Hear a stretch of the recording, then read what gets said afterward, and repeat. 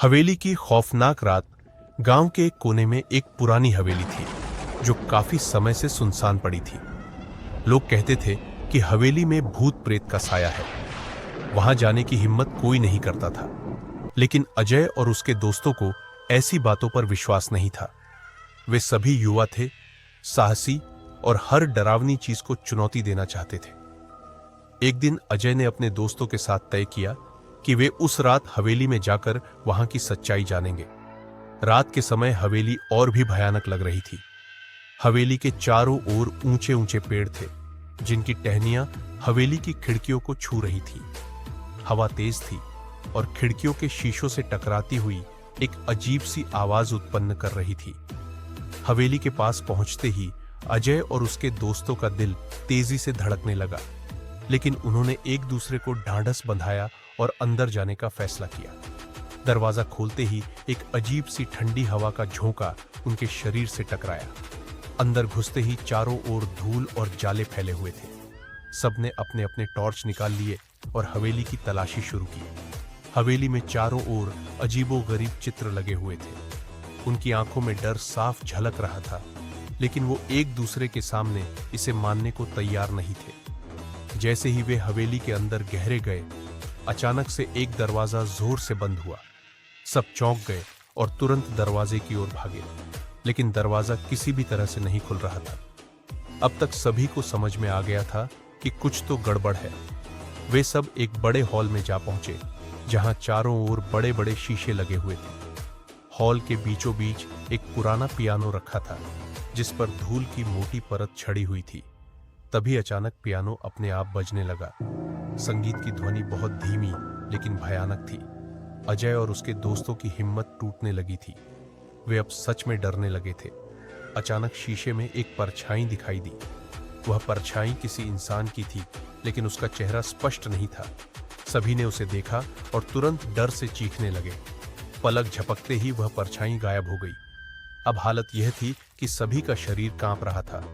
अजय ने सबको शांत रहने को कहा और कहा कि यह सब उनका भ्रम हो सकता है। लेकिन तभी हवेली के अंदर से किसी औरत के रोने की आवाज आने लगी। आवाज धीरे धीरे तेज होती जा रही थी और फिर अचानक से सब कुछ शांत हो गया। इस शांति में डर और भी गहरा था। वे सब समझ नहीं पा रहे थे कि अब क्या करें।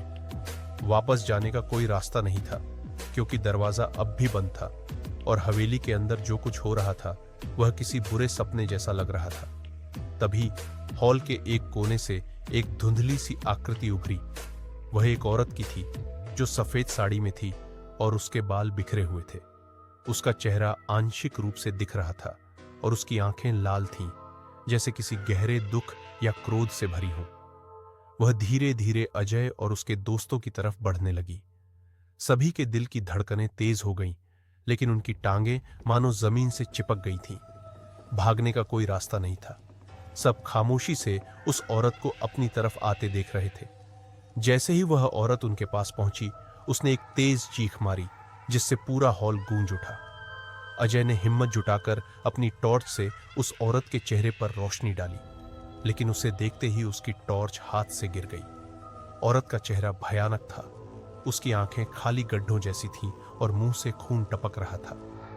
अजय के दोस्त विक्रम ने हिम्मत जुटाई और कहा, हमें यहां से भागना होगा। पर समस्या थी कि दरवाजा अब भी बंद था। तभी एक और दरवाजा खुलने की आवाज आई।